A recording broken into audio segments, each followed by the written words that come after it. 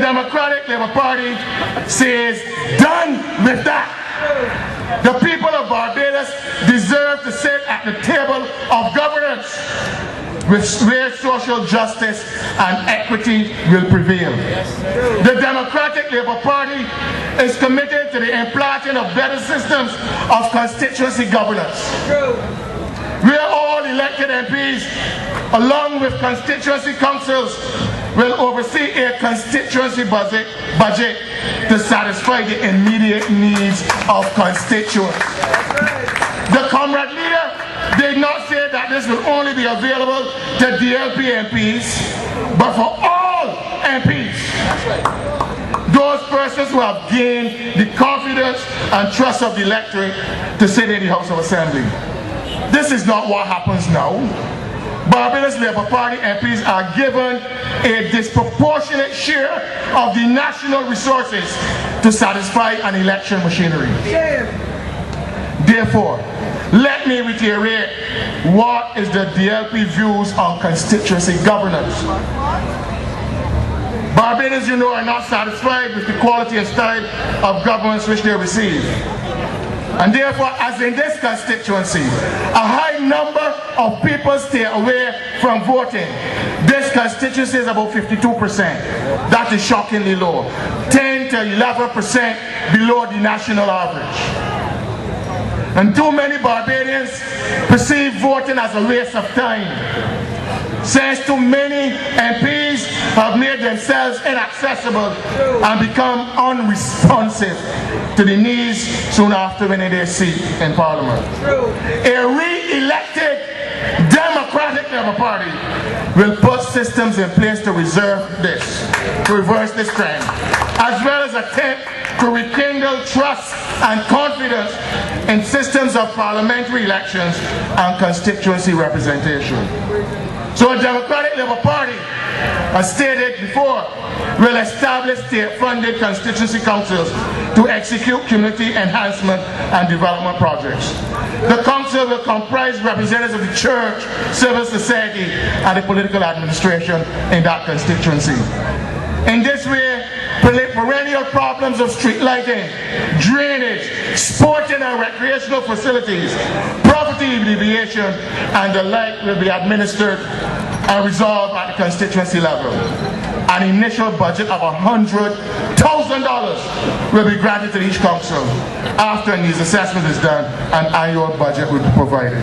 This is part of the policies of the Democratic Labour Party, which is bringing governance right where people are, right in places like Silver Hill, Gold Hill, Watton.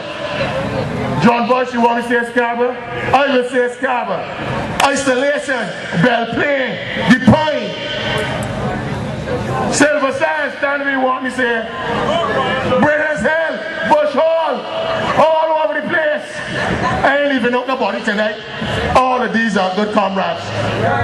We stand locked in arms, locked in this struggle to ensure that this country, which is under the heavy boot of the most wicked and diabolical human being ever to grace the steps of Parliament, are removed. Must go off. I beg you, I beseech you, I fall upon my knees before you to ensure that this is his last dance. Remove him. Ladies and gentlemen, I've been given a light, that means I have 5 minutes? Right. There is no philosophical grounding in many of the policies being orchestrated by the Barbados Labour Party. Look at the distribution of weed whackers, lawn mowers. You want one? Red chairs are red. You ain't gonna get one. To the boys on the so-called block. Many ministers and BLP candidates are knocking each other over to demonstrate their commitment to these individuals. They pretend that they're helping them from their own resources. That is further from the truth. Slush funds in such concepts as urban development, rural development, and Project Oasis are being put to the political machinations of these individuals. They're utilizing the funds of the state for personal gain. But these things are only allowed to occur when political greed and corruption of policy initiatives are allowed to take place in a society. A society in which persons embrace what I call the fear factor. Persons retreat to safe corners, afraid that if they speak out, someone will threaten their jobs or cause them to disappear in the night. These fears become highly accentuated when the Barbados Labour Party is in power.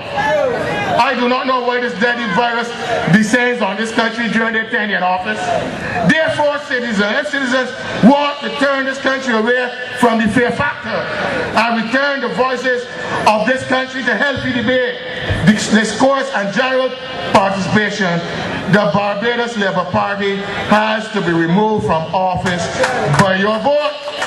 And as I conclude, the young men, and I know many of them, and young women in Silver Hill, and I know many of them, Lodge Road, Kendall Hill, Wharton, Edith Village, Maxwell Hill, Gall Hill and surrounding areas must throw off their robes of political indifference and start to participate in the electoral process.